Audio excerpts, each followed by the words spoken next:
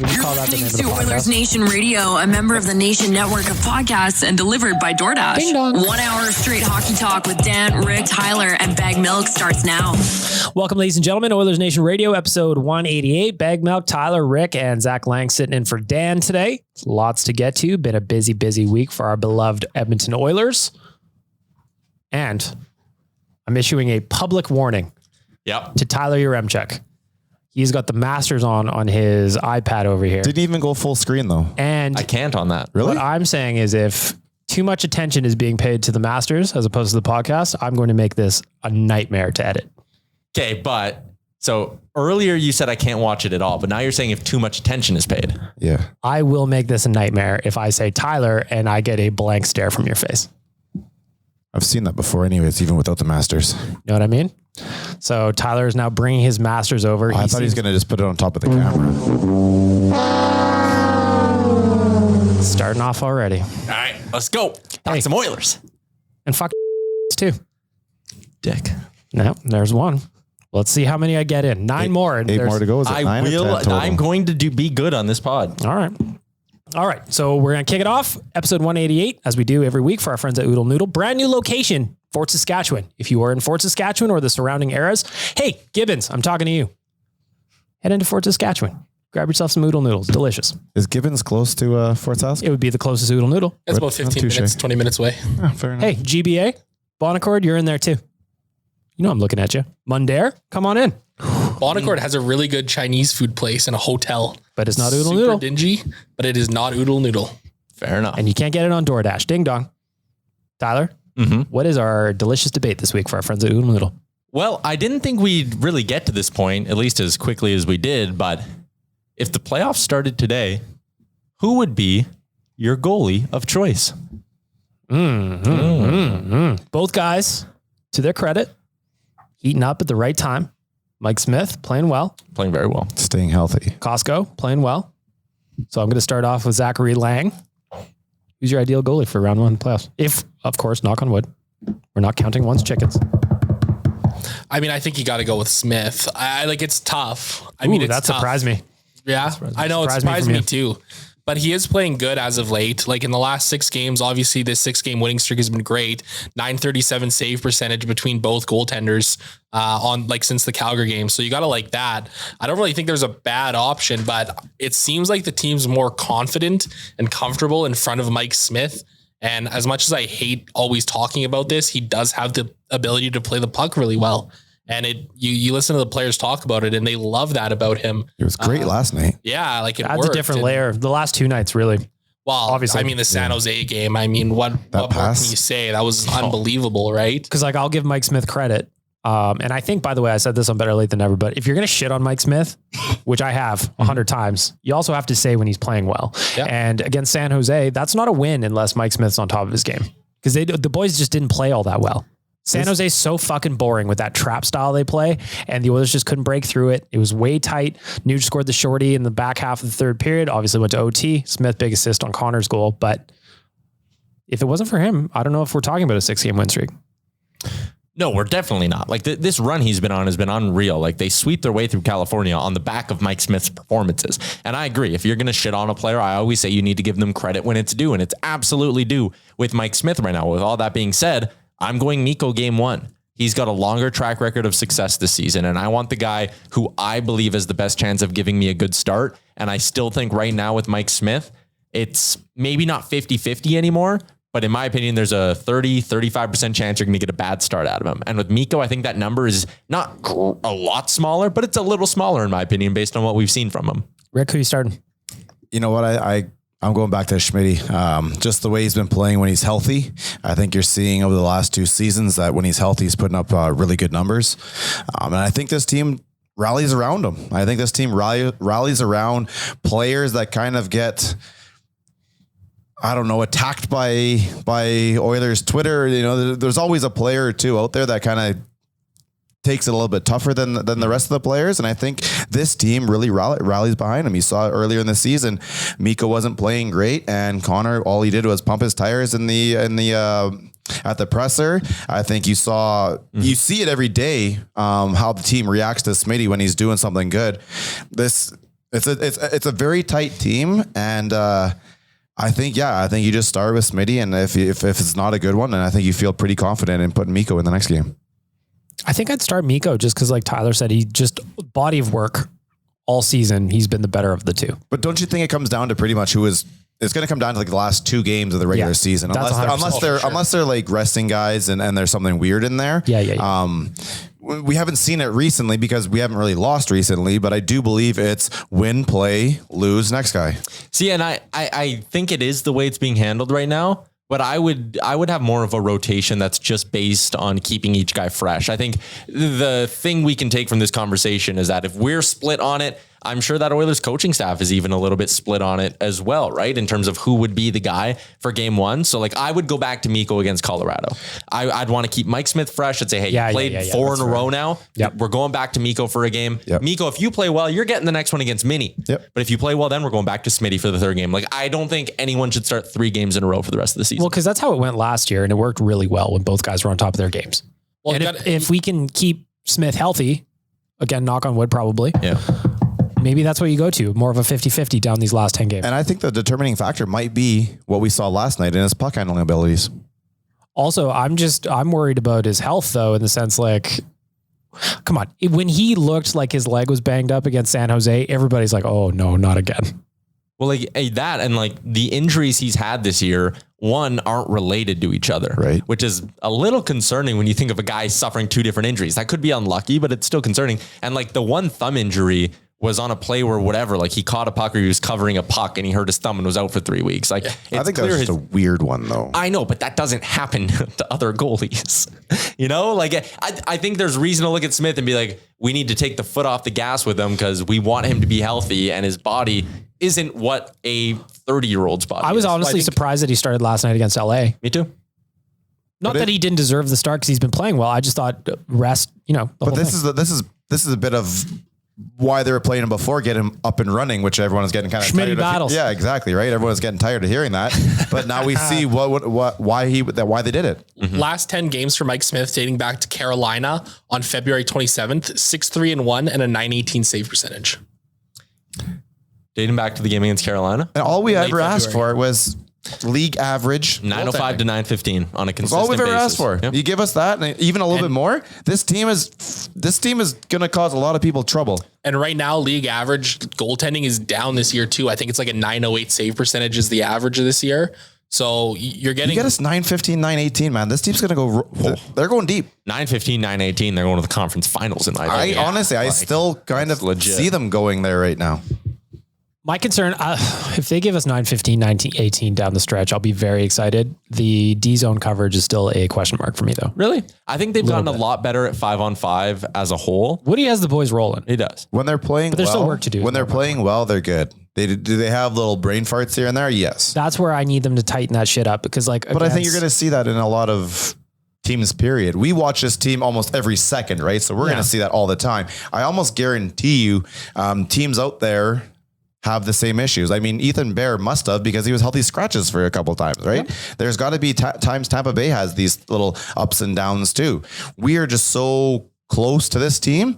We really don't see that coming from other teams, and I'm almost guaranteeing it happens over there too. The story or the thing I love bringing up is if you watch the Oilers 2 games against Tampa Bay this year, Victor Hedman played terribly. Yeah, like in the first game, he had like 3 or 4 grade A turnovers when they were in Tampa. Connor torched him. And then Connor torched him and he had another bad turnover in that game. And I always think about that when Oilers fans like jump down the throat of like Darnell Nurse. And he's playing exceptionally poor, or he's had some exceptionally poor moments over the last 2 weeks. But I always think like we're so close and invested. And I think sometimes people jump on the mistakes that certain Oilers make and are like, good teams don't do this. And it's like, actually, sometimes good players and good teams do have bad games and like it's okay. Well, they're human. We're talking about Mike Smith. Like, again, if you're going to shit on him, you better say that he's playing well. Mm-hmm. So that's what was a surprise to me last night. He's playing really, really well against the Kings, and he was against the Sharks before that. And people are like, whoa, well, I'm not going to give him, give the guy a little credit. Like, what are we talking about? Yeah. Because they're going to jump on the first little mistake. And some guys in this team, you make one little mistake and it gets magnified. But the other side of that drives me nuts is when like I tweeted out after the San Jose game, like one of an all-time great goalie play from Mike Smith on that pass. And someone tweeted me and was like, he's been good this whole time. Oilers fans just need to learn to shut up. Like they don't know what they're talking about. And it was like, okay, well, like That's going too far. Objectively, he has not been good this whole time. He's been bad. But he's, you know what? He's turning it around. Can't you put a little bit of that play based on his injuries too, though? Maybe. Now that he's healthy and he's this is his first long stretch of healthy hockey this season. He's playing well. He's looking exactly like we had last year. Maybe Dave Tipple was onto something, guys. The Schmitty battles? No, that you got to get him up and running. It just takes a minute. Well, yeah, it's like using Bowser and Donkey Kong. You know, it takes a minute to get up to top speed. But the 5 guys in front of him are playing a hell of a lot better too. They are. Well, and I think that's the big difference too. Is the system is completely different under Woodcroft. It's a different team. Like Jay Woodcroft is making guys like Devin Shore look like a competent bottom 6 player. Well, if we're talking about the goaltending too with Jay Woodcroft, a big thing that I've noticed is that the goalies aren't backing into their own goaltender in their own blue line anymore. That's like a the huge D-men difference. coming in? Yeah. Well, when the forwards are coming in on the rush, the opposing forwards, the defense are standing them up at the blue line a lot more than they were under Dave Tippett. Because they know they have a forward coming back They have a forward coming back to take their spot. When the puck goes behind them, they hold up the body. Forward goes back, picks up the puck, moves to their defenseman, and it's, Bob's your uncle. Let's go. Bob's your uncle. Shout out to Bob. Shout out to Bob. So I wanted to hear from you. Delicious debate for our friends at Oodle Noodle. Who would you start game 1 of the playoffs? Again, we're knocking on wood. Knock on wood, man. We're going to the playoffs. We're playing the first game. It's going to be a couple blocks from here. We've got walk with some confidence, boys. You're not in the playoffs until the magic number is 0. That's right. And the magic number right now, 14. According to Matt Iwanek, is 14. Yeah. I love that he has become, Matt Iwanek, he's become the authority on the magic number of the last few years. He's been doing this for a couple of years, yeah. Like last night, the first thing I did when the game wrapped is I popped over to his Twitter account to see, I was like, where are we at? And again, if you don't know what the magic number is, Tyler, please explain. The magic number is 14. The Oilers either need to gain 14 points or the Vegas Golden Knights need to lose out on 14 points, meaning if they lose in regulation, the magic number drops 2. If they lose in OT, they've lost out on 1 point, the magic number drops 1. So any combination of that allows the Oilers to make the playoffs. Oilers win their next 7 games. Where she goes. Vegas could win out at that point, and it doesn't matter because Edmonton gained 14. If Edmonton were to lose every game down the stretch and Vegas were to also lose 7 games, don't matter. Edmonton's getting in. Pull up the schedule. Everyone pull up the schedule. We've got the schedule. Don't worry about it. We got a lot to get to. Now, what day? What day do they get the X? Well, I'm probably the wrong guy to be doing this stuff because I predicted Leon Draisaitl wouldn't get 50 until tomorrow, which is an all-timer for me. Well, okay, so we're going to look at the schedule then. So tomorrow, Colorado. If they listen, that would be a 10th straight win at home, perhaps, if they get it. Oilers have played Colorado fairly well, Mm-hmm. I like it. I'd love to see them beat Colorado tomorrow, and then all of a sudden things get a little bit easier. So we've got Colorado tomorrow. That's Saturday. We've got Minnesota on Tuesday, Nashville Thursday, Vegas Saturday. We got a big week coming up for the Edmonton Oilers. Colorado plays tonight too. Whomst? Calgary? No, sir. In the airportless city. That's so they got a bus ride. They got a bus ride in. Come on, Winnipeg. Just rough them up a little bit, Winnipeg. Do us a fucking favor for once. Good Lord. Outside of Mitzi's, you've done nothing for me. And it does look like we got Kemper. So Frank Coos plays tonight. They're both good though. I'm going to go ahead and say for Rick's when will they clinch question, I'm going to say the Oilers clinch on Sunday, the 24th after a win over Columbus. I'll buy that. I say they're in by the end of the 20th against Dallas. Really? Yeah. Cause there's going to be some Vegas negatives in there. So if let's say, so that Dallas game, there's 5 more games. You're going to say what? The Oilers go 4-1? 1, 2, 3, 4, 5. Yeah. I think we can do something like that. Cause you look at, here's what Vegas, but Vegas has a much easier schedule. So tomorrow they've got Arizona, then Vancouver, Calgary, Edmonton. Vancouver just whooped them 4-1. Yep. So we need a little bit of help. Vancouver, Quads, we need you. You specifically, Quads. If the Canucks do not beat the Golden Knights on Tuesday, I'm holding you personally responsible. They've got the Flams. It'd be nice if the Flams helped us out, but I don't depend on Calgary for anything. Then they've got New Jersey, Washington, San Jose, Dallas, Chicago, St. Louis. Actually, their schedule isn't as easy as I thought it was. How funny would it be if Arizona beats Vegas tomorrow night? Good. They easily could, man. That's a team they're getting down on themselves, right? Like it's almost over. Some dudes in there are going to they're going to start mailing it in. And the one thing too about a team like Arizona, they're at a spot in the season where they're playing loose. They've got, who cares? They got everything to gain, man. They're playing for next year. Yeah. So when you start spoiling shit. Yeah. It's fun. Last night's win though was huge. That's a huge. It puts a little bit of space between the Oilers and Vegas, a little bit of space between the Oilers and LA. So here we are as of today, Friday, April 8th. Edmonton, 72 games played. They've got 89 points. They are 6 back of Calgary. They are now 3 up on LA with a game of hand. Played the same number of games as Vegas, but they are up by 7 points. That now we're starting to get a little bit of a gap there. Yeah. The interesting part too, magic number wise, if you beat Vegas, that's a 4-point swing in the magic number, right? You're going to drop that thing. Yeah, baby. Even if let's say you win one of these against Colorado, mini Nashville, magic number's down to 12. Let's say Vegas wins all there, so it's only at 12. You're still going to drop that bad boy to 8 in one foul swoop if you can find a way to knock off the Golden Knights next Saturday. I see double dubs next week for the nation trip. Oh, can you imagine? Yeah, I can't imagine. I am imagining. Is it possible for them to clinch while we're in Nashville? Oh, hot damn. They could get 6 and no. Well, 2-4. No, they can't. No? How close can we be? You'd be 2 points out. Because if Vegas went 0-3 and we went 3-0, that would be 12 points. Hot damn. Are we going to go nuts on Thursday night after that game if we're 2 points away? And looking at the wild card, Vegas is trailing both the Stars and Predators with more games played. Vegas' only opportunity to make the playoffs is to get it in the Pacific. And I really want them to miss. I want them to miss so bad. Yeah, because they've had too much fun. But they also have the cap goes away, so they get some players back if they make the tournament. And I'd rather not see that because they can't do anything, right, Tyler? Right now with Mark Stone out and what's his balls? No. Yeah. Other one. Like they found a way to squeeze Martinez back in the lineup or whatever. But that's because they moved Riley Smith on LTIR. Oh yeah. Yep. So yeah, they have similar cap hits. And it's actually funny to look at their team right now too. Like, oh, you built up this team, you couldn't fix your LTIR shit. And like their forward group does not look that good right now. We were saying that at the beginning of the season.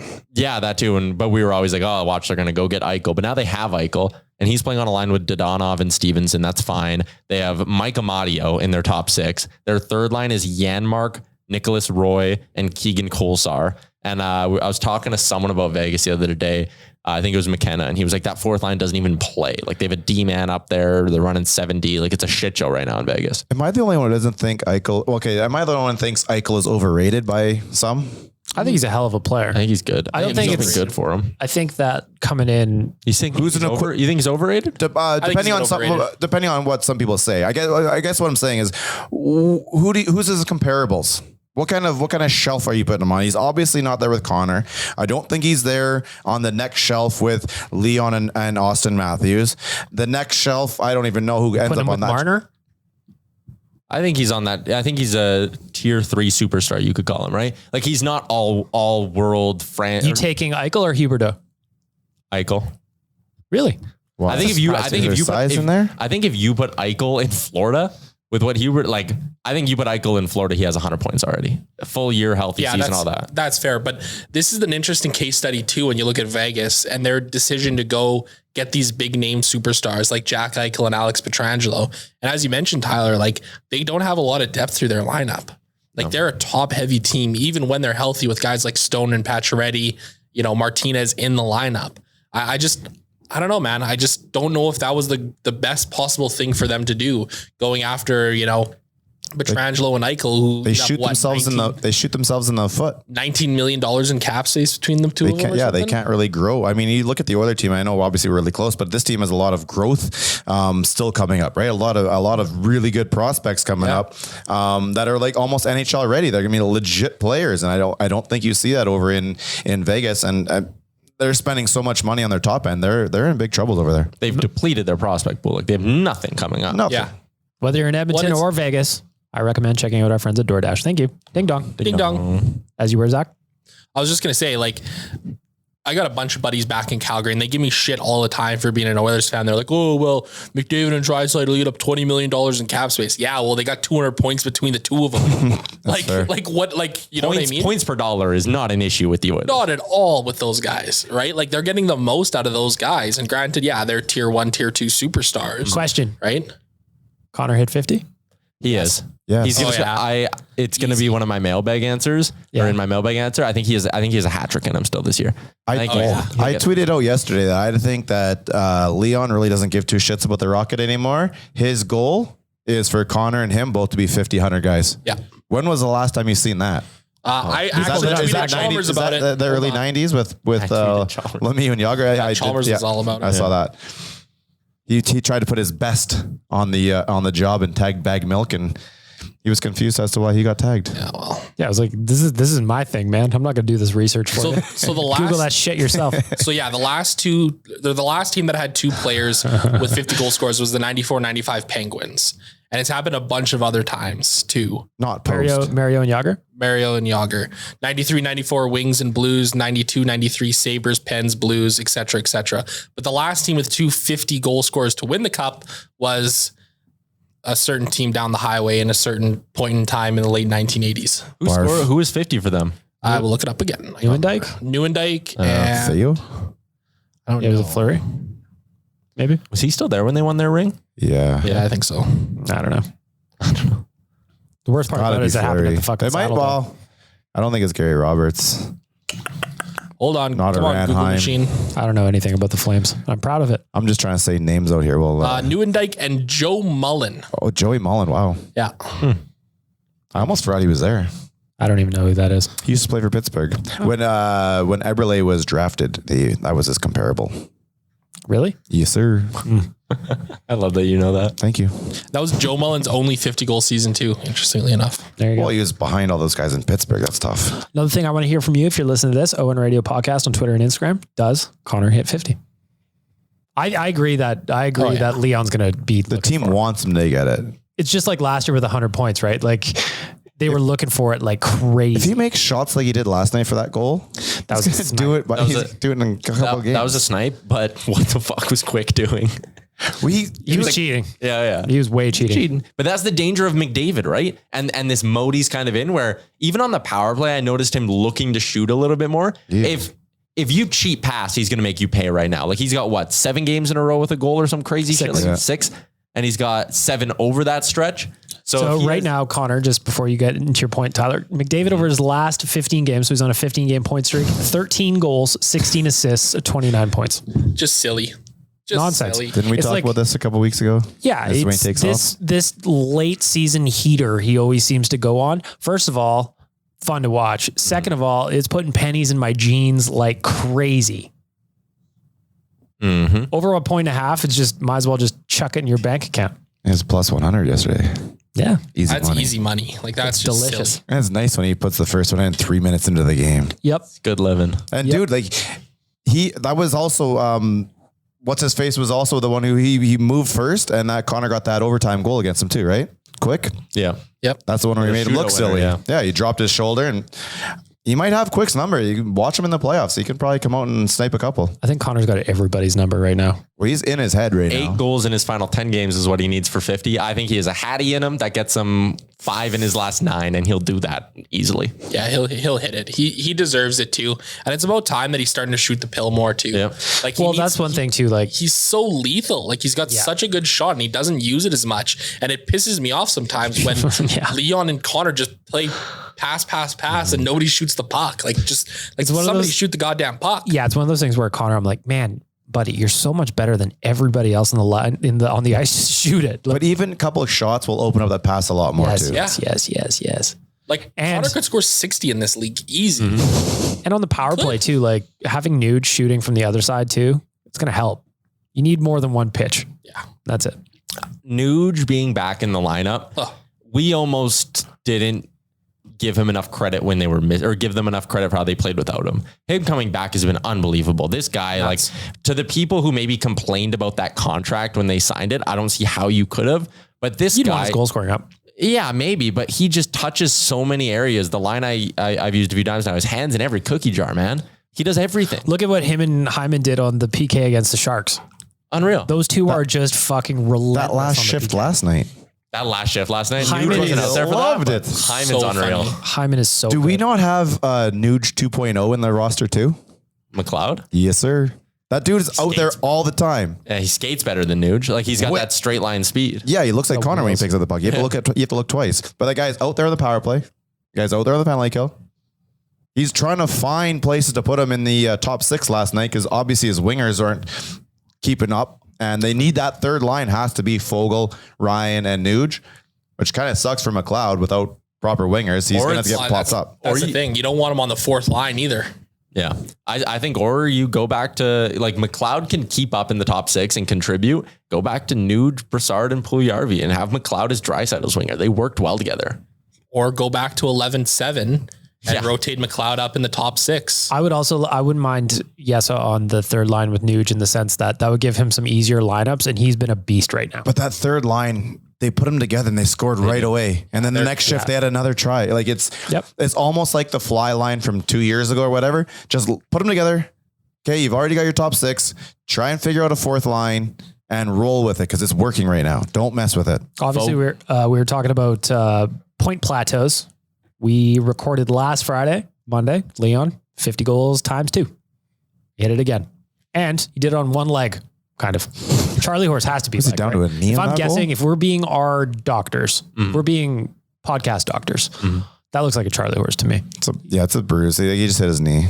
Just looks like a stiff dead leg. But you did see that he noticed who was going behind the net and he stepped into him harder, right? Oh yeah. Like he saw that was Zegras and he went in and hit him harder. If that's not Zegras, he's not trying to hit him that hard. But he knows it's Zegras and he doesn't want some sort of Michigan goal.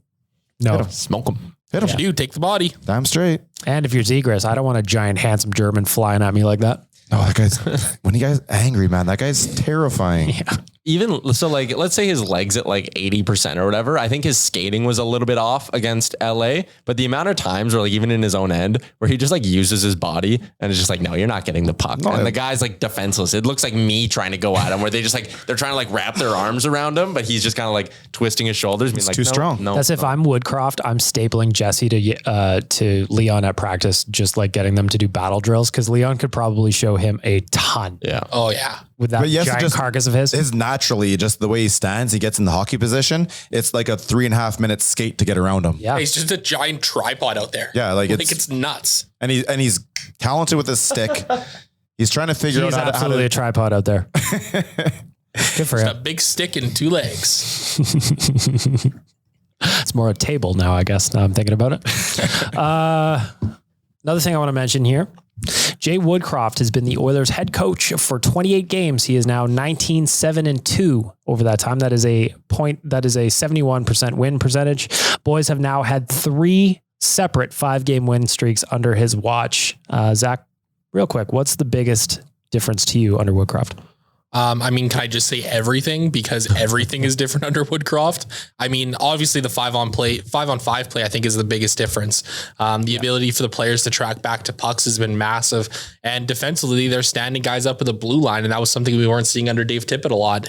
You know, Tippett seemed to want the players to allow the opposition to gain the zone. And then when that happened, they were lost. There seemed to be no structure in their game. So I think the biggest thing is probably the structure that Woody and Manson have brought in. We heard right away though, as well as the structure, which is obvious, but we heard right away with some of the guys' interviews was there's better communication out there. Yep. You know, whether it been Fogle or Derek Ryan, they just felt like they were now like a part of the team. Like it's weird that they weren't a part of the team before, but everyone's pulling on the rope. Everyone's got a job to do and everyone's expected to go out there and do it. And there's obvious rewards for doing well. And I think there's obvious punishments or whatever for really not pulling your weight. Yeah. So I think he's done everything. You mentioned Warren Fogle yesterday on Real Life. Zach was sitting in. He was talking about the underlying numbers, hasn't got the goals we probably needed last night. That was one of those plays where what a beautiful passing play. Every single Oiler on the ice touched the puck before it went in. Even Schmitty. Even Schmitty. He's battling out there. Tyler? We talked some smack about Warren Fogle, but he came through and they need more from him down the stretch here. But like with Woodcroft, I did a YouTube video outlining the difference in the numbers and I broke this season up into 3 chunks, right? There was the good start, 15-5. There was the rest of the Tippett era. And then there's the Woodcroft era. The only stretch where they're in the top 20 in 5-on-5 shots against per 60 is under Woodcroft, which shows me that, again, it's been a good sample size now. Woodcroft has done something to improve their ability to stop scoring chances or reduce scoring chances, I should say. And that's been the most important part for me. Like this team, I never doubted their ability to score, whether it's McDavid and Draisaitl running together or, you know, now that they have the depth with Nuge at third line, which I suppose is a Woodcroft thing, like I never doubt their ability to score, but it feels like the structure and the way they're playing it 5-on-5 is just leading to much better results in the defensive end. They're even spending less time in the defensive end. So that's huge.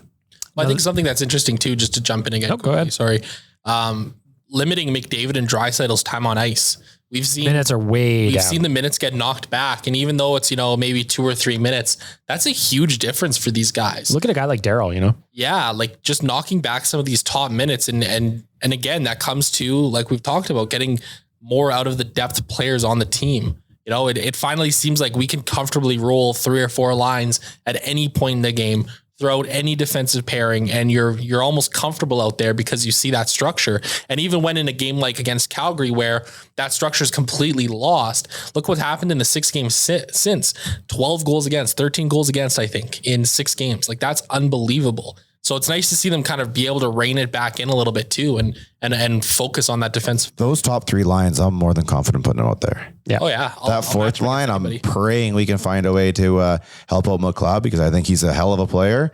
I don't know if that's Shore and Brassard. I'm fairly certain it's not Zach Kassian. I think he's almost played himself off the roster. Yeah. You saw it yesterday. He's kind of bumped down one. And as soon as he left that line, the Nuge Ryan Fogle line popped a goal. And then the next month they had another opportunity. I think Kassian's played himself off this roster finally. I wonder where he lands. Because I don't think, and I'm sorry, Zach Kassian, if you're listening to this, I don't think he's on the roster next year. The buyout's actually not bad. I don't want them to buy him out. But from what I understand is how many years left on that contract? There's 4. That would be a 4-year buyout, right? Yeah. So the first year would be like $966K cap hit. The second year would be like 1.8 million. Then the following 2 years would be like 900,000 again. That spike to 1.8 sucks, eh? I just like so at that point it's better to retain half then. But in the same breath, at that point, Duncan Keith's off your books. Yeah. Right. So really, if you just look at it that way, you say, okay, well, you're gaining $3 million in cap space. But why do we always have to buy people out? Why can't we have one of those ones where Holland gets something done and it's just like, whoa, okay. Yeah, but who's going to want Zach Kassian? From what I understand, there is a market out there for it. We don't know exactly what it is, but Frank talked about that. That's what I mean. Right? Yeah. Like before the trade freeze was lifted around the expansion draft, there was talk about the Rangers being really interested in Kassian. Perfect. You can have them. They went with the Ryan Reeves route, right? Yeah. But yeah, I think there could be interest in Kassian. Maybe you have to keep $1 million to get some team to give you a 5th rounder for him, but that's probably more appetizing than the buyout route on Zach. And saving that 2.2, it's huge for us right now. That's the difference, or could be the difference between if you bring back Evander Kane or not, right? Yep. Yeah. Well, yesterday or earlier this week, Bob Stauffer, I'm paraphrasing, he was talking about scenarios where the Oilers keep Kane, Puljujarvi, and Yamamoto, but they're going to have to get creative with moving some money out. So Stauffer doesn't generally talk about that kind of stuff. If he's talked about moving Barry out for someone who can play a lot more defensive role. Well, with Bush doing what he's doing, it just makes sense. And no offense to Barry. Tyson Barrie last night, that shorthanded goal against, bro, that was all on you, man. That was a soft ass play. You have to have some sort of responsibility when you're the only D-man out on that power play. Yes. There's got to be some sort of call too, when you're you just fire that puck backwards. Get it off your stick, get it away from the kid. You've got a guy all over you. Yes. He's trying to one-handed up the board. You call whatever you call, just fire it backwards. Fire it backwards, get it away from that danger area. You're already up one player. Set it up again, start all over. Again, that's the interesting thing about Oilers fans, though, is last night that goal goes in, the shorty, and a lot of people were like, "Oh, Mike Smith should have." I was like, Smith is not the problem on that play. Sorry, you were going to shoot your shot on Barry. Yeah. I know you've been waiting for it. I've been itching for this one. Go ahead. Jeff Merrick from Sportsnet mentioned last week or 2 weeks ago, Seattle Kraken and Montreal Canadiens are 2 teams that could be interested in Barry, because neither of those clubs are going to have a puck-moving power play quarterback. Jeff Petry's probably gone from Montreal this offseason. So you flip Barry to either of those teams for magic beans. You clear some cap, maybe get a depth player back. Sign Kulak. He's just as efficient as moving the puck, I think, as Tyson Barrie is. And Kulak is showing he's more defensively responsible. I would also say that Kulak is the reason that Barry's settled down a little bit over the last little bit. Absolutely. And it was interesting, too, even when Kulak came in and he was asked, they were like, well, Brett, you're kind of a jack of all trades. How do you kind of see yourself as a defenseman? And he kind of said that he's like, I'm going to work off whatever my partner is. So if they're an offensive guy, I'll be a bit of a defense first guy and vice versa, right? So that versatility is showing how important that versatility is. Can he run that third line, that third grouping next year with Kulak and Broberg? Broberg on his offside. Yeah. They don't mind Broberg on the right side. Holland has said in interviews Broberg can play left or right. So it maybe next year you sign. That's how you save money. So if you could run, like, what's Kulak probably going to cost in the summer? 2.5? Two. He's at 1.8 right now. Yeah, he's on. Yeah, get him for 2.5, 2.25. And then let's say you can save 2.2 because you keep a mil of Cassian when you move him. 4.5 mil right there. You just opened up just by moving out Cassian and Barry. You keep Kulak on the roster, and there's your 4.5 mil. You can pretty much get. Arch comes off, doesn't he? Yeah, Arch comes off, but you can basically get just another mil. That money you're saving, though. You're going to need the money you have with the guys coming off, though. That's going to a goalie, Puljujarvi, and Yamamoto. The money you're saving, in my opinion, you need to save enough money with transactions to afford a Vander Kane if you want him. Big numbers guy, Tyler. Is there a way? Is there a way? And I know no one here is going to like it, but is there a way that goaltender next year is Smith and Skinner? The answer is yes. Great hit on that button. Yeah, that was well done. Thank you. That was very impressive. Thank you. Look, I brought it up earlier this year, and everyone gave me the stink eye when I did it, and I said, "What about re-signing Koskinen at the end of the year?" Right? He was really hot at the beginning of the year, and I said, I don't like it, but is there going to be a conversation? Well, now we're here and there's a conversation. I could see them re-signing Koskinen if they can get rid of Smith. Or do you run Smith and Skinner? Because all of a sudden now your two goaltenders are $3 million or less. Oh, that's scary though. It's terrifying. But what if you use Smith as your backup sort of you kind of roll with Skinner for the majority of the season, and then you use Smith kind of like they used to do with Roger Clemens, who only pitched at home for half a season. You kind of bring him out right now. Think his own games. Yeah, his injuries this year could be the only reason why Smith could have a big playoffs where he's got a whole tank full of gas. Hasn't overplayed. If he stays healthy, there's no reason to think that he's going to just run out of gas this season. I fucking love your optimism, man. You have to know that this is being talked about around the red wine table. There's a way to get rid of Smith, right? It's pretty easy. If you wanted to go this way, you just sit him down at the end of the year and you go, you aren't in our plans. You will be on waivers after camp. And he's either going to say, sure, waive me. And then you do it. Or he's going to say, ow, my back. What if he's the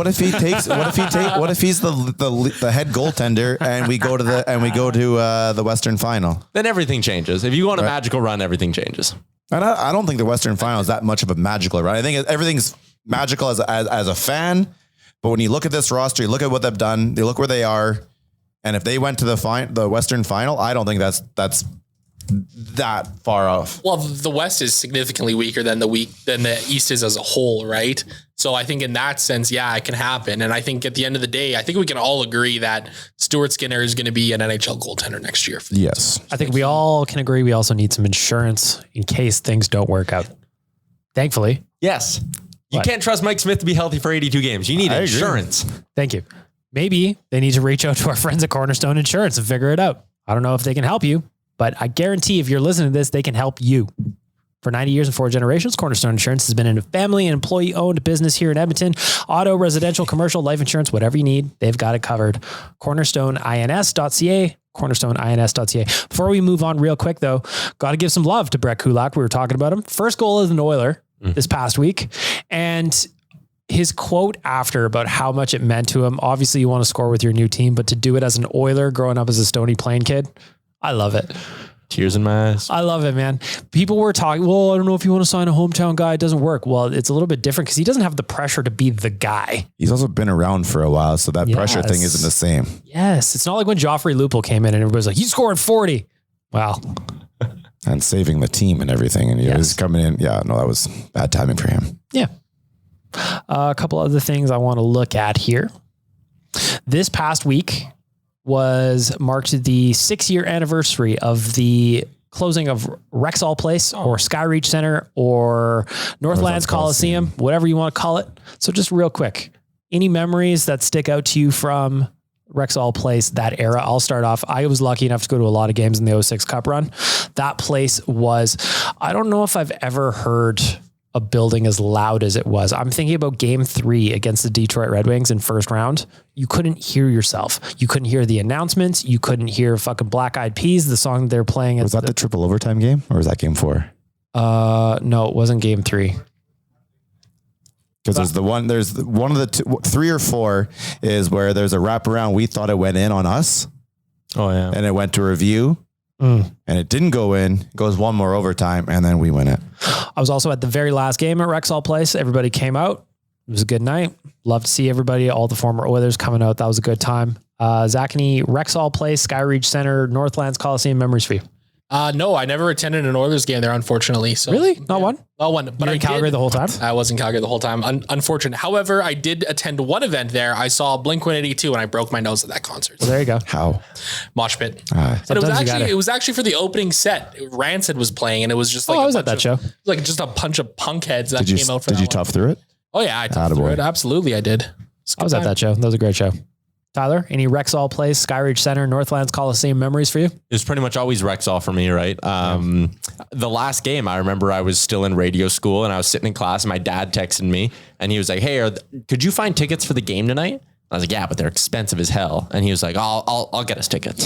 So my dad ended up getting us tickets for the last game, like 3 hours before puck drop. And he picked me up from school. He packed my Oilers jersey for me and me and him went. Which one did you wear? Do you remember? It would have been the orange one. Was that in circulation there? No, it wasn't. No, it was just it was a blue Draisaitl. That was the one I would have had then because I was early on the Draisaitl train.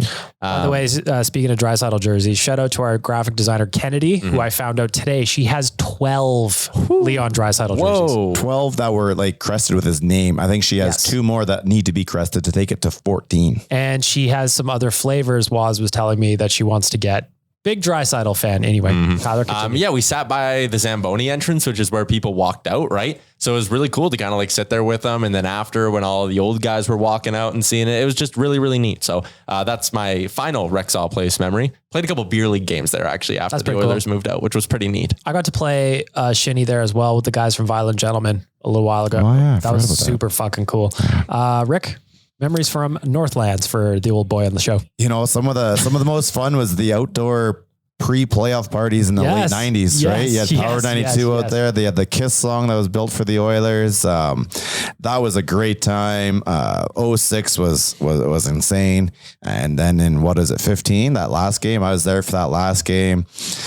Somehow got lucky as hell and was downstairs for the super cool party downstairs afterwards that I always hold over Wanye because he couldn't get down there. Yep.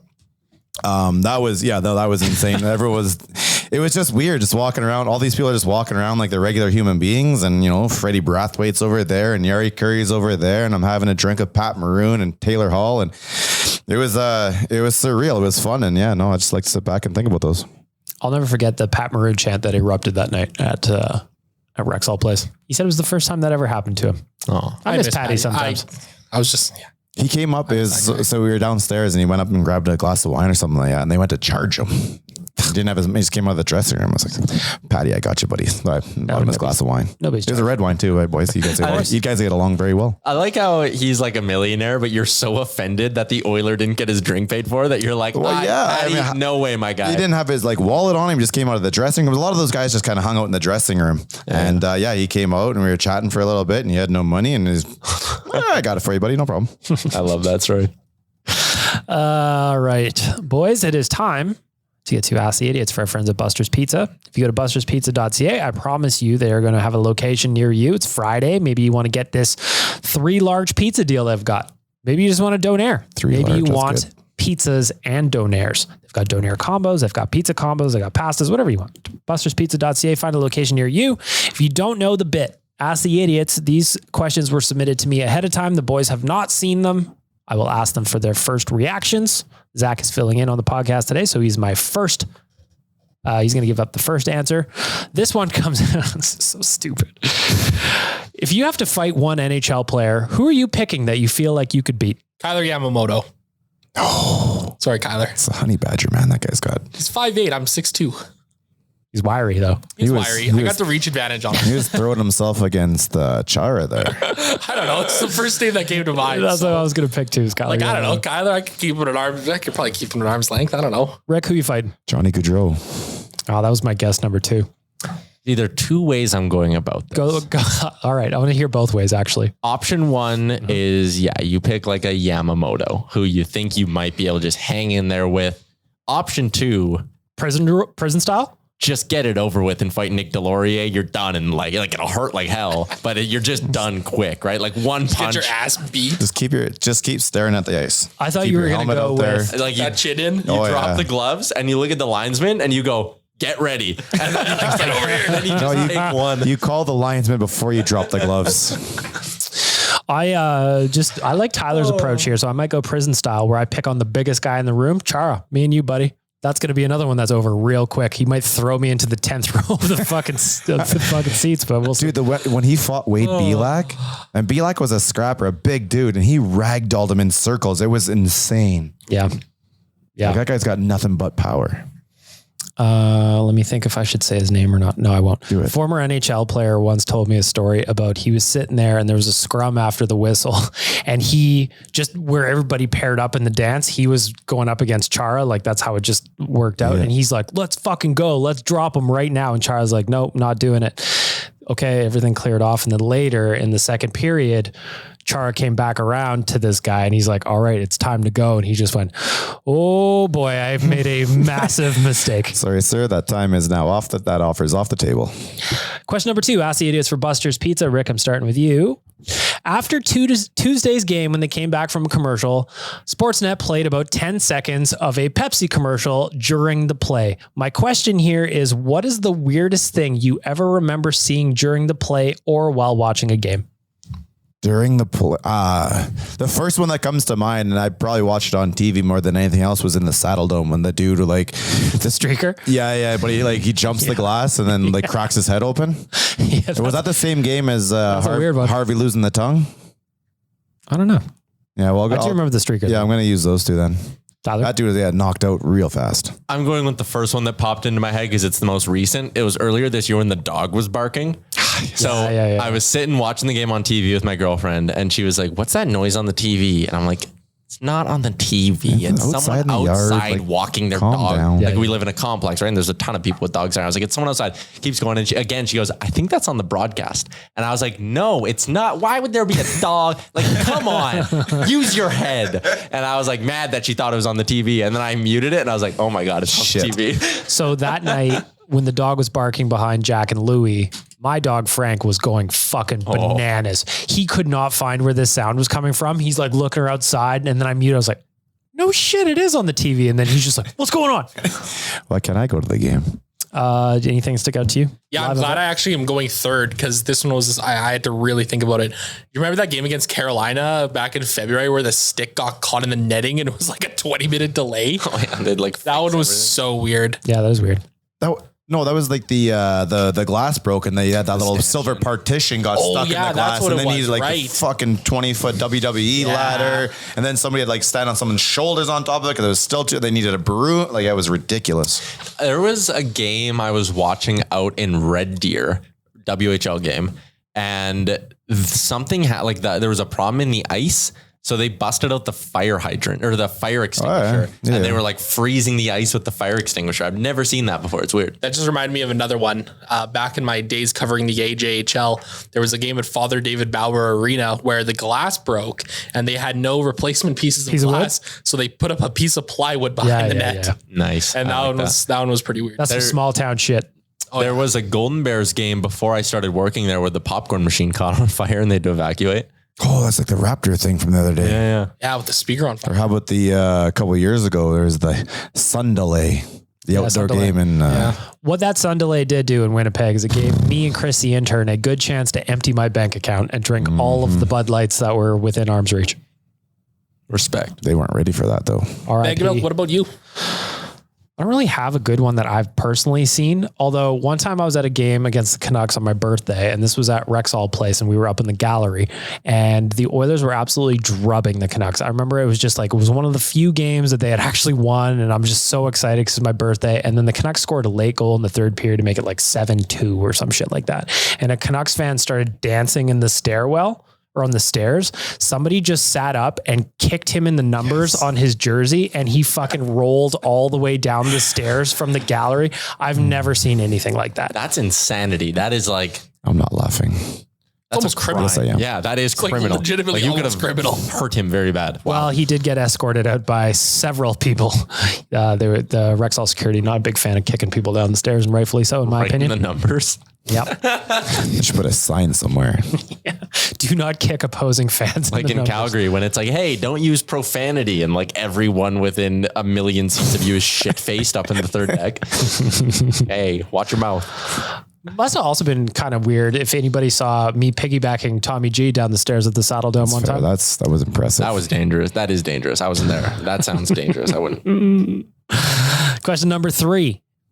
Rick, I'm starting with you. You're going to be a number 1 player on your team. Hopefully the Oilers. Mm-hmm. Would you rather be a forward, a defenseman, or a goalie? And explain your reasoning. You know what? I'm kind of weird. I'd love to be the goaltender. I love to be everything on you. I used to try and block shots. Even when I'm playing beer league, man, I still try and block shots. It's stupid. I know I don't get it. Any opportunity I get to put the pads on and go in net, I jump all over it. Yep. I don't know, man. It's fun. It's just that extra something, that extra challenge that I just relish it. I love it. I was going to say goalie too. Put me in net, man. I always wanted to be a goalie growing up, but we couldn't afford the pads and shit. So I had to play out, but I always wanted to be a goalie. Dude, it's so much fun. I'll jump in to say goalie as well. Tyler, if you're playing in a position, which one is it? You're the number 1 guy, but why are you picking that spot? Forward, I'm here to score goals. That's what you said in Jasper. And He's here that's for what the you did. money and the bitches. Yeah, I'm here for the fame and the glory and goals. Zach? I'll be a big power forward left winger. Bangs the body, crashes the net, goes to the dirty areas. Luch. Patty Maroon. Throws an elbow up once in a while. Yeah. I'm a big man. I'd like to use my size out there. I could also say, because I'm not a large dude, what I would say is maybe like a puck moving defenseman. You can get that paycheck if you're a good puck moving defenseman. Yeah. Plus I'm right-handed. You're like the little Tyson Berry out there. Nice some variables. There's nothing more satisfying. I don't slide back and play defense a lot for anyone who knows me. But the odd time I have in like a little like summer shinny, playing D and snapping a nice breakout pass up and watching it connect, that is a very satisfying I feeling. agree. Dude, coming behind the net, picking the puck up, and then you have to get past that first forward. Easy to get past him. Now you've got some speed. The next 2 really aren't moving, so they're easy to get past, dude. That's a great feeling. You're flying. You've already scored the goal 4 times in your head, and you haven't even passed to the defenseman yet. I even like when you go in back and you post up behind the net, survey the situation, looking at everything that's going on. Take a look. I like it. Question number 4, Zach, come back to you. Ask the idiots. Everybody is healthy in the organization. Players, prospects, Clef Bomb. Opening night of the playoffs. Who's coming out and who's going in? Everyone's healthy. Clef Bomb's healthy. Clef Bomb's healthy. Who's coming out? Who's going in? Well, Clef Bomb's obviously in, right? Mm-hmm. Who's coming out? That's easy. So there's one. The answers are going 11-7. Yeah, I think so. I think you got to go 11-7 if Clef Bomb's back.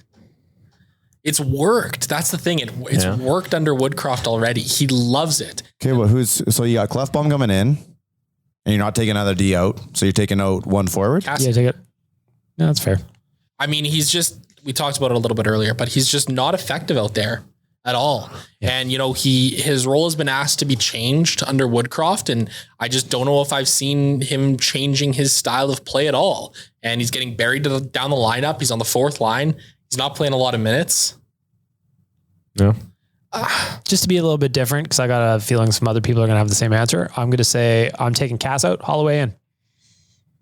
I'm moving somebody from Nuge's line down 1 and putting Holloway in there. And are you going 11-7 too? Or are you scratching? Well, yeah, no, I'll go 11-7 because obviously we all want Clef Bomb. Tyler, what are you doing? 11-7 Cass out, and that's it. Rick? I'm running, McLeod and Ryan or whatever as the 2 wingers on the 4th line. Clefbaum in, Keith out. Holloway in, Cassian out. You're doing double takes over there. I'm watching your brain restart. I wouldn't take out Duncan Keith. But you got Clefbaum in there. Yeah, but Keith's been good. I would rather have 12 forwards, and obviously Darnell eats his minutes. Clefbaum's going to be able to eat his minutes, no problem at that point, right? Kulak, there's nothing wrong with Kulak there. And then, I'm putting Holloway in. I'm taking Cassian out. And you know what? At this rate, I'm probably going to put Shore in and take Brassard out. So I'm moving 3 guys. There you go. Busy man. Rick's got moves to make. Let's go. He's not fucking around here. All right. Last question to ask the idiots. Tyler, I'm coming down to you first. I know we're getting ahead of ourselves. Knock on wood. Who is your ideal first round opponent in the playoffs and why? The Arizona Coyotes. Well, obviously. The LA Kings. I think they match up pretty well against LA. Even when LA's blue line is fully healthy, I don't think it's miles better than the Oilers blue line. I think it's better, but it's close. I think the Oilers forward depth is better than the LA Kings. And just like the Oilers, the Kings have shaky goaltending that's been wildly inconsistent this year. I think that's a really good matchup when you compare it to the other teams that could very well be in the playoffs. Like, I wouldn't want them to play Vegas. Nashville scares me because UC Saros. Calgary is very, very good. Dallas, I would put on par, but it's not realistic, so I'm not really worried about it. LA is going to be their matchup, and LA is a good matchup. Rick? I like the LA matchup, and I wasn't worried about Vegas either. Zach? Yeah, I think the LA matchup would be pretty good. I'd also like to see the Oilers match up against 2. He's marking this one down. I'm also this is boring. I'm gonna say LA also, but man, I would. But because we know it's LA. It has been LA for like 3 weeks now. Yeah, I'd really fucking love a Battle of Alberta. That's round 2. That's if they can get past Nashville. We'll see them in round 2. And listen, we're 2-2 against them this year. Everyone sits there and says, the Flames are a juggernaut. The Flames, the Flames, the Flames. The Oilers went through a 2-13 stint. The Oilers have had some weird ass goaltending. The Flames have had one of the hottest goaltenders all year, and we're right the fuck behind them. 1 win and some loser points. Let's go. And hey, let's not forget that the Oilers still managed to put 5 past Jacob Markstrom a few weeks ago. Yeah. Like if Evander Kane scores that goal to make it 6-6, who knows how that game finishes off? Mm-hmm. Who knows? We can take Calgary on. Mm-hmm. I like this. All right, boys, we got to pick a winner for the Buster's Pizza gift card. So here are your options. We're going to do a little vote, Zach. You have to fight a player. That's your option 1, right? Weirdest thing you've seen in a game. What position are you going to be if you're an Oilers player? The healthy organization question, and question 5, who's your ideal first round opponent? Who are you voting for, Zach? The fight a player. Okay, fight a player gets 1. Rick?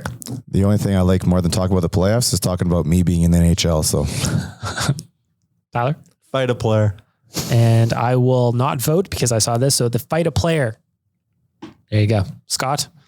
My boy Scott here is just cleaning up the Buster's GCs, by the way.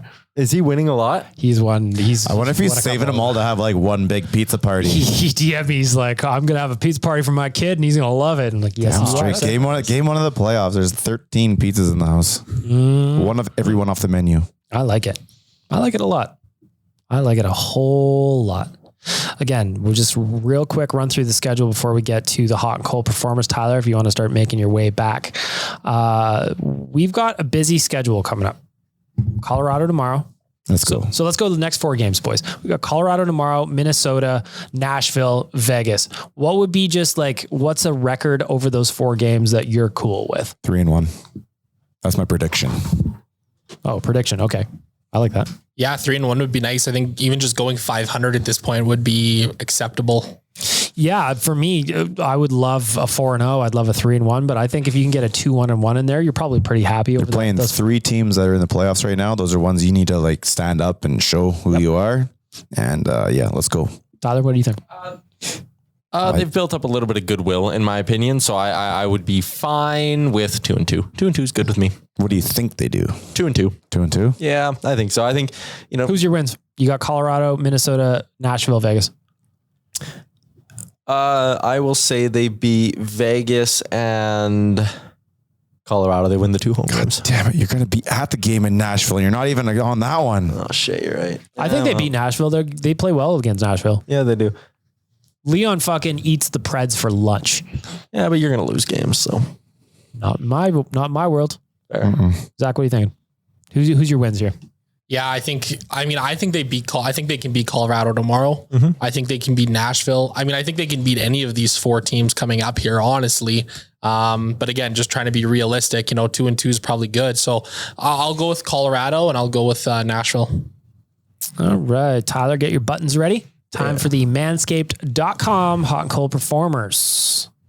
Where's my read here? There it is. After lighting the lamp, hit the showers with this all-in-one skin and hair care kit that covers you from head to toe. Literally, Tyler, head to toe. Literally.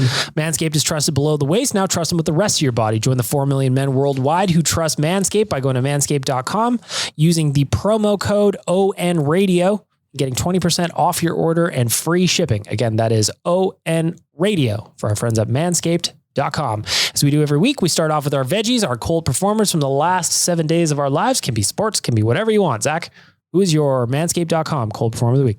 The police officer that pulled me over yesterday. Was not very nice of him. That's a joke. That's an absolute joke is what it is. It's a whole story. It's actually it's not even that bad. Like, it's not like you did anything that wrong. No, it's not that I did anything that wrong. It is a good story. It was grand larceny and breaking and entering.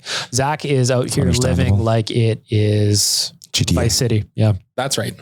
Rick, your Manscaped.com cold performer of the week. I said it earlier. I think he's playing himself off the roster, but Mr. Zach Kassian, he's taking the cold performer. What the hell is going on? What the hell is going on for the last 3 seasons with that dude? No kidding. Tyler, your Manscaped.com cold performer of the week. I'm going to give it to you because you're not coming to Nashville and I like partying with you. Yeah. And, Zach's got the knee thing going on, so I understand that one. But for you, I wish you would have came to Nashville. Yeah. So I'm sad that you're not. I'm upset. I'm upset I'm not going to. I'm going to have one of those. Obviously, I'm going to have major FOMO while you guys are gone, but I'm probably going to avoid social as much as possible for non-work related things because I don't want to see the fun you're having. Or, alternate option, I just start drinking in my house the same time I'm estimating you guys start drinking on the road because I know the nation rules. Mm-hmm. I know how it goes. 1 before 10. I know the rules. I know the rules of the road. Rick took my Kassian cold performer here. So let me think here. Cold performer of the week. You know what? It annoys me that Josh Archibald is still taking a spot on the roster. He's not playing. And also Mike Smith has as many points as him this season. So I'm going to say Josh Archibald again. You're as cold as ice. All right, let's flip it off. Let's finish off this podcast. Jay has offered to take us for beer, so I want one right now. I want it. I can taste it. Zach, Manscaped.com, hot performer of the week. I'm going to go with the Oilers' third pairing of Brett Kulak and Tyson Barrie. They each had a goal and 2 assists against Anaheim, and they've been playing some pretty good hockey. It's getting hot in here. So hot. Rick, your Manscaped.com hot performer of the week. It's simple. Everyone should be on the same one here. It's Mike Smith. The man is on fire right now. He's playing his best hockey at this point of the season when we need it. And I think he's doing it impartial, kind of shoving it to some of the fans who have been against him all season. I think that he's the type of player that feeds off that type of stuff. And he's hot right now. I can't believe it. Over his last 7 starts, Mike Smith is 6-0-1, a 2.13 goals against, and a .928 save percentage. Tyler Yaremchuk, your Manscaped.com hot performer of the week. I've been rocking the jersey all show. The Toronto Blue Jays are back, baby. Opening day tonight. They're going to smoke the Texas Rangers this weekend. They are going to win the American League East this year. They are going to win at least a round in the playoffs, and we are going to have a good goddamn time watching them all summer. Woo! This is why I'm hot. I'm hot because I'm fly. You ain't because you not. What are we betting on today? Jays -1.5, Barrios over 5.5 Ks. Do you have some bets on today? I have emptied my bank account on Jay's run line. Hot dang. Jays run line, yeah. I also can't wait till before the show. Tyler and I are going to have matching Bo Bichette jerseys, and I can't wait till we accidentally wear them both into the office at the same time. It's going to be super cute. Accidentally. Yeah, wink. My Manscaped.com hot performer of the week. Got to give it to him. Got to give it to the kid, Connor McDavid. 13 goals, 16 assists, 29 points in his last 15 games. Every year at the end of the season, this dude goes on a run that is absolutely magic to watch. He's filling my jeans with money. He's hilarious to watch. He is a freak. He's a cheat code. He's the game genie, whatever you want to call him. Connor McDavid, hot performer of the week. Pour it on. Again, After lighting the lamp, hit the showers with this all-in-one skin and hair care kit that covers you from head to toe. Manscaped is the trust below the waist. Now trust them with the rest. Join the 4 million men worldwide who trust Manscaped by going to manscaped.com using the promo code ONRadio to get 20% off. Slow down. He's trying to line up the song here. Okay, so hang on. Nah, it's probably not going to work. It's the broadcaster's been going to manscaped.com. Just put the phone in front of the mic for 20% off and free shipping with the promo code ONRadio. How we doing? Not great over here. It's because now we record, so I sit far away. That's at least the excuse I have built in. I have 2 roadcasters on my phone, so I got to connect one to Bluetooth, and then we're bringing one to Nashville, right? Yeah. We'll So next week, I'm still vamping here for Tyler to see if we can get this going. Mm-hmm. Next week, the boys will be doing the ON Radio on the road. Yes. You'll be down in Nashville. I may call in, probably not, depending on what time you guys do it. We'll see. Fair. Yeah. Are you using your contacts to get us into Bridgestone Center? Are we going to be in some real area, or are we going to be in our hotel room? I'm thinking Jay was like, you guys should do it live or do the pregame show. He's like, you should do the pregame show live at Tootsie's. And I was like, don't you think that's a little loud? Like, you might not be able to hear us talking about the Oilers. And he was like, we'll be fine. I think you're doing the pregame show with me. Let's go. You said the same thing on the bus though. Yeah, I did. And it worked. Bus turned out great. Yeah. There you go. How are you doing over there? It's not going to work. All right, okay. I like what month is this right now? We're in April. April? When did the season start? It's a Bluetooth problem. Like let's hold up to the microphone. There you go. Oh, look, it's working. All right. For DoorDash, Oodle Noodle, Manscaped.com, Cornerstone Insurance, Buster's Pizza, I want to thank all of you for listening to this here podcast. That's Oilers Nation Radio, episode 188. Last thing before we go, score prediction tomorrow against the Colorado Avalanche. I got a 4-2 win coming. 5-4 Oilers. Zach. 3-1 Oilers. Rick. 5-3 Oilers. Let's fucking go. Oilers Nation Radio in the books. Have a great weekend, everybody. Thanks for listening to Oilers Nation Radio, delivered by DoorDash. Don't forget to hit the subscribe button and give us a follow on Twitter and Instagram.